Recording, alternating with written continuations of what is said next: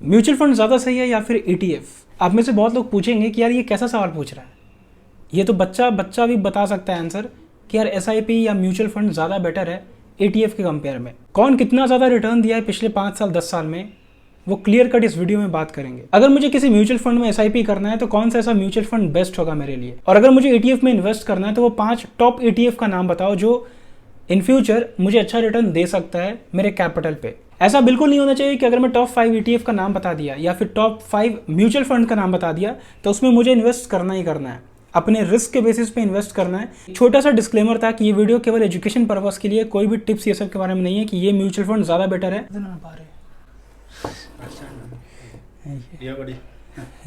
तो 2025 में top 5 mutual fund कौन से हैं जिसमें अगर पैसा इन्वेस्ट किया जाए तो एक अच्छा रिटर्न देखने को मिल सकता है आने वाले 3 साल 4 साल में। एंड एक चीज़ और बता देता हूँ, म्यूचुअल फंड या ETF में अगर आप इन्वेस्ट करते हो तो कभी 1 साल 2 साल के लिए इन्वेस्ट मत किया करो, आपको रिजल्ट दिखेगा ही नहीं। एटलीस्ट 3 साल मिनिमम मैं बता रहा हूँ कि 3 साल में एक अच्छा रिटर्न देखने को मिलेगा आपको। अगर एवरेज देखा जाए तो 5 साल एक अच्छा रिटर्न माना जाता है कि अगर आप कोई भी म्यूचुअल फंड में इन्वेस्ट किया और 5 साल उसको होल्ड कर लिए तो आपको एक ठीक ठाक रिटर्न देखने को मिल जाएगा। एंड उसके आगे कंटिन्यू और होल्ड करते हो तो भाई मेरे घर में बहुत सारे ऐसे हैं जो 2012, 13, 14 से SIP कंटिन्यू कर रहे हैं एंड कोविड के बाद से उनका पोर्टफोलियो इतना ज़्यादा रिटर्न दिया है, मैं कभी कभी देख के शौक हो जाता हूँ कि यार सच में SIP के द्वारा इतना रिटर्न निकाला जा सकता है। तो सबसे पहले टॉप 5 म्यूचुअल फंड कौन से हैं इस वीडियो में हम लोग बात करते हैं। अब मैं अपने कैपिटल को इन्वेस्ट करता हूँ तो ज़्यादा ट्रस्टेबल चीज़ पे भरोसा करना चाहिए। तो सबसे पहला नंबर आता है SBI म्यूचुअल फंड। अब SBI में बहुत सारे म्यूचुअल फंड्स आते हैं, एक होता है large cap, mid cap, small cap, यानी SBI जो है वो तीनों फंड में इन्वेस्ट करते हैं। अगर आपको रिस्क ज़्यादा नहीं चाहिए, रिवॉर्ड भी ज़्यादा नहीं मिलेगा आपको फिर, तो लार्ज कैप ज़्यादा बेटर ऑप्शन है। एंड ज़्यादा से ज़्यादा कैपिटल मैं लार्ज कैप में ही डालता हूँ। कुछ कैपिटल जो है वो थोड़ा मोड़ा 500 रुपये का SIP या 1000 रुपये का SIP मैं स्मॉल कैप या फिर मिड कैप में कंटिन्यू करता हूँ, उससे ज़्यादा नहीं। तो पहले नंबर पे आता है SBI म्यूचुअल फंड। अगर हम इसके रिटर्न का बात करें कि SBI पिछले 5 साल, पिछले 3 साल में कितना % का रिटर्न दिया है, मैं जितना भी यहाँ पे बात करूँगा वो लार्ज कैप के बेसिस पे होगा। मैं मिड कैप और स्मॉल कैप को प्रमोट नहीं कर रहा हूँ, लार्ज कैप ज़्यादा सेफर ऑप्शन माना जाता है, तो जितना भी यहाँ पे बात होगा वो लार्ज कैप का ही बात होगा। तो यहाँ पर आता है SBI का लॉन्ग टर्म इक्विटी फंड जो पिछले 3 साल में 23.68% का रिटर्न दे चुका है, CAGR, compounded annually growth rate return 3 साल में, जो काफ़ी बढ़िया रिटर्न माना जाता है। अगर मुझे 16% 17% का रिटर्न मिल जाए ना, मेरा अगर पोर्टफोलियो 16-17% से ग्रो करने लगे, मैं बहुत ज़्यादा रिटर्न मानता हूँ उसको कि मेरा पोर्टफोलियो 17% 18% से ग्रो कर रहा है। यहाँ पे पिछले 3 साल में 23% का रिटर्न दिया है हर साल। अगर पिछले 5 साल का बात करें तो पिछले 5 साल में 32% का रिटर्न दिया है, यानी कोविड के बाद से मार्केट आपको भी पता है कि बहुत तेज़ी से बूम किया है। अभी तो एक छोटा सा करेक्शन दिखने को मिला है 15% 16% का, बट ओवरऑल मार्केट काफ़ी स्पीड से मूव किया था कोविड के बाद से।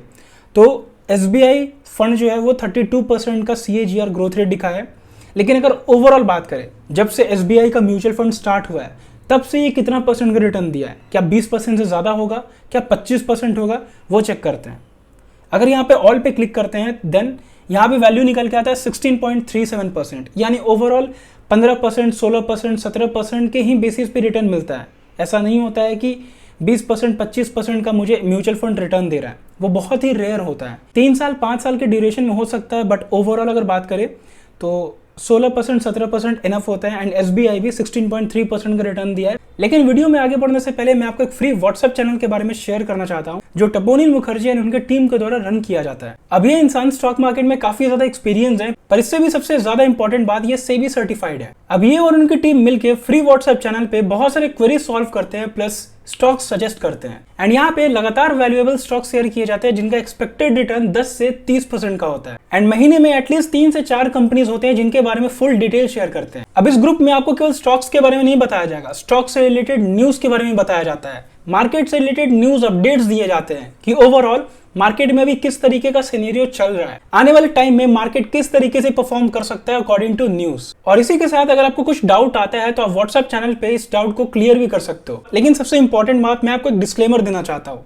ये एक फ्री व्हाट्सएप चैनल है, कोई पेड नहीं है। अगर उस ग्रुप में कोई ये बोलता है कि ये प्रीमियम चैनल ज्वाइन करना है आपको या फिर ये पेड कोर्स खरीदना है, उस ग्रुप से तुरंत एग्जिट हो जाना है आपको। तो देर किस चीज का करना है, डिस्क्रिप्शन बॉक्स में व्हाट्सएप चैनल का लिंक दिया हुआ है, आप जाके ज्वाइन कर सकते हो, इन्वेस्टमेंट जर्नी को और ज्यादा स्मूथ कर सकते हो। दूसरे नंबर पे आता है आईसीआईसीआई प्रूडेंशियल फंड, जिसमें मैं खुद इन्वेस्ट करता हूं, बट नो रिकमेंडेशन। आपको जो सही लगता है उसमें इन्वेस्ट करो। आप सीधे हम लोग पॉइंट पे चलते हैं कि पिछले 3 साल में कितना % का रिटर्न दिया, पिछले 5 साल में कितना % का रिटर्न दिया, एंड ओवरऑल इसका CAGR ग्रोथ कितना रिटर्न दिया। यहाँ पर है आईसीआईसीआई प्रूडेंशियल इंफ्रास्ट्रक्चर डायरेक्ट, जो पिछले 3 साल में 28% का रिटर्न दिया है।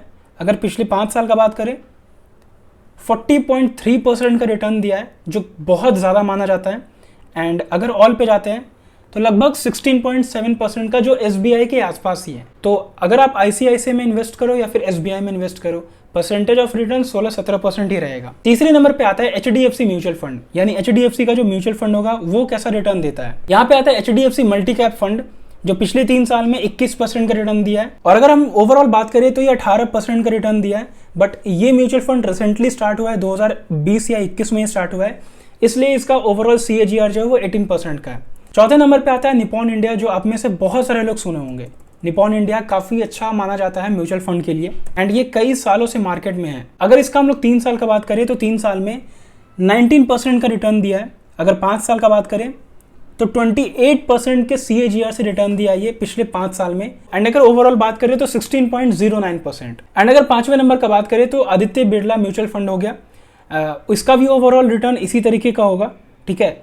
लेकिन अगर एक 6ठे नंबर का बात करें कि अगर किसी को स्मॉल कैप में इन्वेस्ट करना है तो उसके लिए कौन सा म्यूचुअल फंड सही हो सकता है, तो एक आपने नाम सुना होगा क्वांट म्यूचुअल फंड। अगर इसका मैं रिटर्न दिखाऊं आपको, यहाँ पर अगर quant small cap mutual fund का बात करें तो पिछले 3 साल में लगभग 22% के CAGR से रिटर्न दिया है।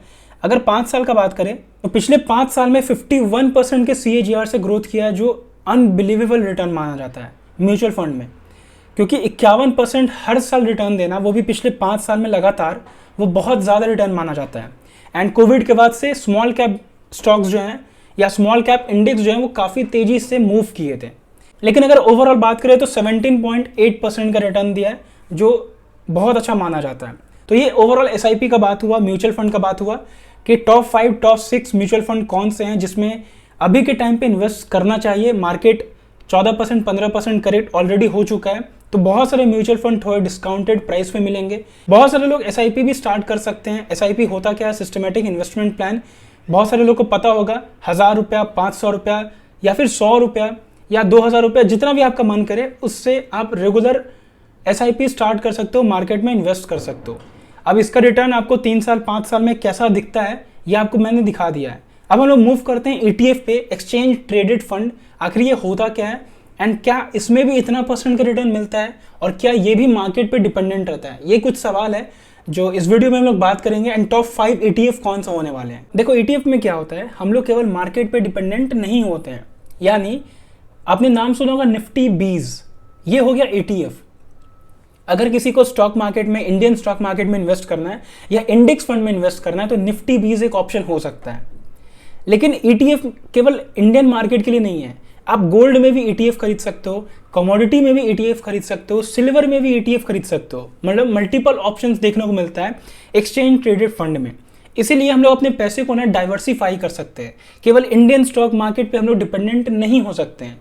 गोल्ड आज के टाइम पे टॉप हाई बना रहा है, या नैस्डैक US मार्केट में भी हम लोग ETF कर सकते हैं। तो ये सारा ऑप्शंस मैं आपको बताने वाला हूँ कि टॉप 5 ETF कौन से हैं एंड उनका कितना % रिटर्न हमें देखने को मिला है पिछले 5 साल में। सबसे पहला नंबर आता है SBI का ETF निफ्टी 50, यानी जिसको इंडेक्स फंड में इन्वेस्ट करना है तो वो निफ्टी 20 का ऑप्शन सेलेक्ट कर सकता है। SBI का काफ़ी अच्छा ETF माना जाता है। इसका अगर CAGR ग्रोथ का बात करें पिछले 5 साल में तो वो 15.6% का है, जो ठीक ठाक माना जाता है। 15 से 16% अच्छा माना जाता है। दूसरे नंबर पे आता है निपॉन इंडिया का ETF जूनियर 20। अगर इसके पिछले 5 साल का क्यूमुलेटिव रिटर्न बात करें तो 125% से भी ज्यादा है। यानी अगर आप निपॉन ETF जूनियर 20 में इन्वेस्ट करते तो अगले 5 साल में आपका पैसा डबल से भी ज्यादा हो जाता। तीसरे नंबर पे आता है कोटक नियो PSU बैंक आपको पता चल गया होगा, पब्लिक सेक्टर बैंक, जिसमें गवर्नमेंट कंपनीज आते हैं, गवर्नमेंट बैंक्स आते हैं। अगर केवल गवर्नमेंट बैंक में आपको इन्वेस्ट करना है ETF के फॉर्म में, जो भी पैसा आप डालोगे ना वो सारा पैसा गवर्नमेंट के बैंक्स में जाके इन्वेस्ट हो जाएगा। अगर इसका ओवरऑल पिछले 3 साल का रिटर्न का बात करें तो 140% का है। यानी 3 साल में 140% से ज्यादा रिटर्न दिया है। कौन? Kotak Nifty PSU bank ETF। यानी ETF में भी हमें काफी अच्छा रिटर्न देखने को मिलता है। ऐसा नहीं है कि केवल म्यूचुअल फंड में ही रिटर्न देखना है। जिसको स्टॉक सिलेक्शन नहीं आता है लॉन्ग टर्म के लिए, मुझे नहीं पता है कि भाई ये स्टॉक लॉन्ग टर्म में ग्रो करेगा कि नहीं करेगा, उसके लिए ये दोनों ऑप्शन बेस्ट होता है। पहला ETF एंड दूसरा SIP या म्यूचुअल फंड। आपको जो सही लगे उसमें इन्वेस्ट कर सकते हो। ETF कितने का मिलता है? मुश्किल से 200-300 रुपए का एक शेयर मिलेगा अगर आप अच्छे ETF की तरफ जाओगे तो। चौथे नंबर पे आता है, अगर आपको US मार्केट का ETF खरीदना है तो मोतीलाल ओसवाल प्रोवाइड करता है नैस्डैक 100 का ETF। मोतीलाल ओसवाल नैस्डैक 100, जिसका अगर पिछले 5 साल का CAGR ग्रोथ का रिटर्न देखें तो वो 23.6% है। एंड 5वें नंबर पे आता है तो इन्वेस्को इंडिया गोल्ड ETF है, जिसमें आप गोल्ड का ETF बाई कर सकते हो। एंड गोल्ड कितना रिटर्न दे सकता है अभी के टाइम पे मुझे एक्सप्लेन करने का जरूरत नहीं है, आप जाके उसका चार्ट देख सकते हो। गोल्ड अपने ऑल टाइम हाई पे है। तो ओवरऑल ये ETF था एंड SIP था। दोनों में से आपको कौन ज्यादा बेटर लगता है, कौन ज्यादा अच्छा लगता है, कमेंट सेक्शन में जरूर बताना है। और अंत में मैं आपसे एक सवाल पूछता हूँ, आपको क्या लगता है ओवरऑल मार्केट का जो रिटर्न है उसको ETF बीट करता है या फिर SIP? ओवरऑल ये वीडियो यहाँ पे एंड करते हैं। कैसा लगा कमेंट सेक्शन में जरूर बताना। मिलते हैं नेक्स्ट वीडियो में, तब तक के लिए बाय।